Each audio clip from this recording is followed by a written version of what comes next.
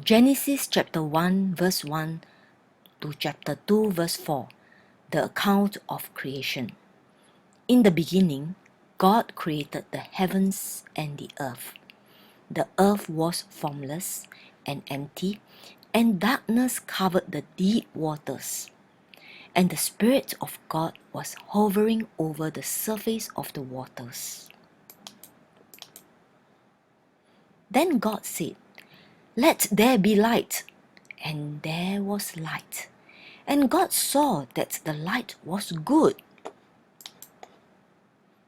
Then he separated the light from the darkness. God called the light day and the darkness night. And evening passed and morning came, marking the first day. Then God said, "Let there be a space between the waters to separate the waters of the heavens from the waters of the earth." And that is what happened. God made this space to separate the waters of the earth from the waters of the heavens. God called the space sky, and evening passed and morning came, marking the second day. Then God said, "Let the waters beneath the sky flow together into one place, so dry ground may appear." And that is what happened. God called the dry ground land, and the waters ceased, and God saw that it was good.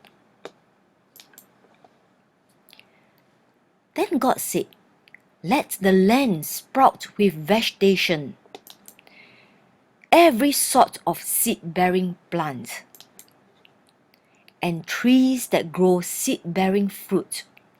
These seeds will then produce the kind of plants and trees from which they came." And that is what happened. The land produced vegetation, all sorts of seed-bearing plants, and trees with seed-bearing fruit. Their seeds produced plants and trees of the same kind. And God saw that it was good. And evening passed and morning came, marking the third day.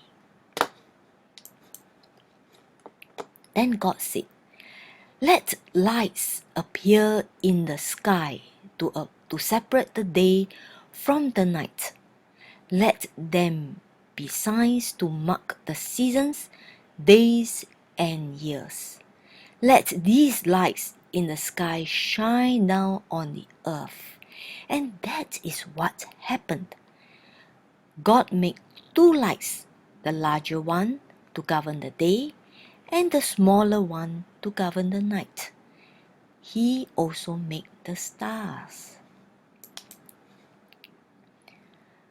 God set these lights in the sky to light the earth, to govern the day and night, and to separate the light from the darkness. And God saw that it was good. And evening passed and morning came, marking the fourth day. Then God said, "Let the waters swarm with fish and other life. Let the skies be filled with birds of every kind."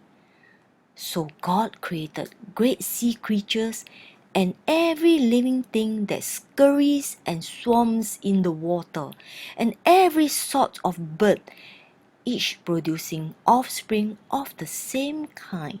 And God saw that it was good. Then God blessed them, saying, "Be fruitful and multiply. Let the fish fill the seas, and let the birds multiply on the earth." And evening passed and morning came, marking the fifth day. Then God said, "Let the earth produce every sort of animal, each producing offspring of the same kind, livestock, small animals that scurry along the ground, and wild animals. And that is what happened. God made all sorts of wild animals, livestock, and small animals, each able to produce offspring of the same kind. And God saw that it was good. Then God said, "Let us make human beings in our image, to be like us. They will reign over the fish in the sea, the birds in the sky, the livestock, all the wild animals on the earth, and the small animals that scurry along the ground." So God created human beings in His own image. In the image of God, He created them male and female. He created them male and female. Then God blessed them and said, "Be fruitful and multiply. Fill the earth and govern it. Reign over the fish in the sea, the birds in the sky, and all the animals that scurry along the ground."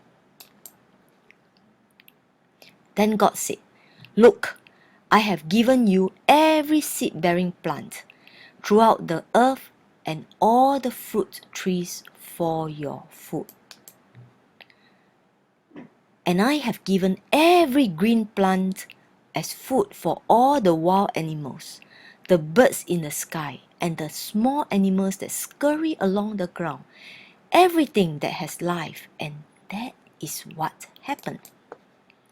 Then God looked over all He had made, and He saw that it was very good. And evening passed, and morning came, marking the sixth day. So the creation of the heavens and the earth and everything in them was created. On the seventh day, God had finished His work of creation. So He rested from all His work, and God blessed the seventh day and declared it holy, because it was the day when He rested from all His creation.